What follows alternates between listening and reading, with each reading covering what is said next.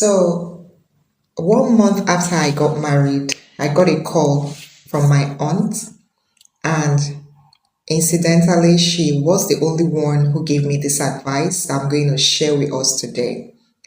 So, after I told her about our honeymoon, we're back, I was just giving her updates, and she was like, cool, cool.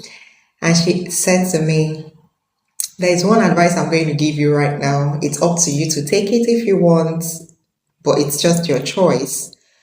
And she said, don't be in a hurry to start having babies. And the reason I'm telling you this is because the moment you have children, there is no other thing that you and your husband you're going to be discussing aside from those children.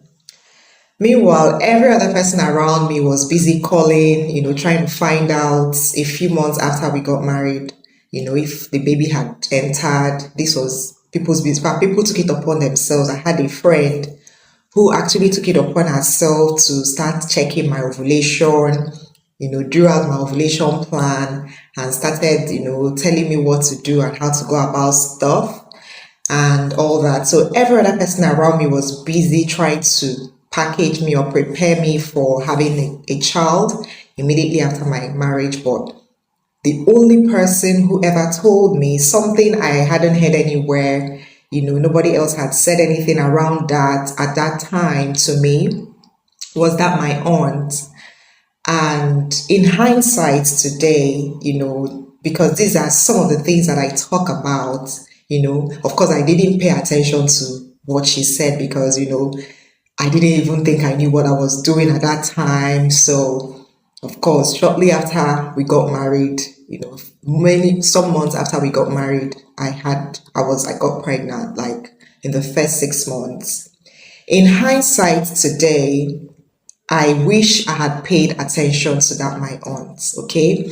And this is the reason why I keep talking about couples not being in a hurry to get married, because 5 years after that advice she gave to me, I met another man who broke it down, in the way that it really made sense to me. Because for couples, a lot of problems that couples have actually start when children move into their homes. And because they have not, and it's not that children are bad, okay, don't get me wrong. Children are not bad, but what happens to couples is you have just met this person. Yes, you guys may have been courting for 100 million years.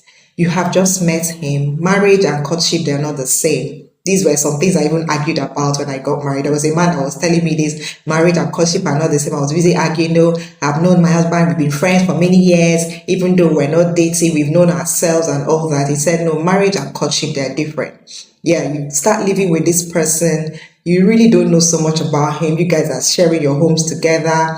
This is the best time to really understand, what really makes, what that person really, if the values that you felt that you saw when you were courting are really what they are. Because a lot of times people are not very true during courtship. So that is not a time to start introducing children into that relationship, because two of you are still learning yourself, understanding your boundaries, understanding what this person likes and what this person doesn't like. By the time you get pregnant as a woman, a lot of things are going to change about you. Okay, different women present with different issues when they get pregnant. So now, the moment a child enters into your life, just like that, my aunt and what she told me, which I'm currently experiencing as I'm talking to you, we are currently experiencing it. All the conversations in that marriage is about the children. Two of you become secondary and almost non-existent. The children would always come first, and that becomes your conversation going forward. So understand this, that what happens to the two people is that they're almost like they don't exist anymore.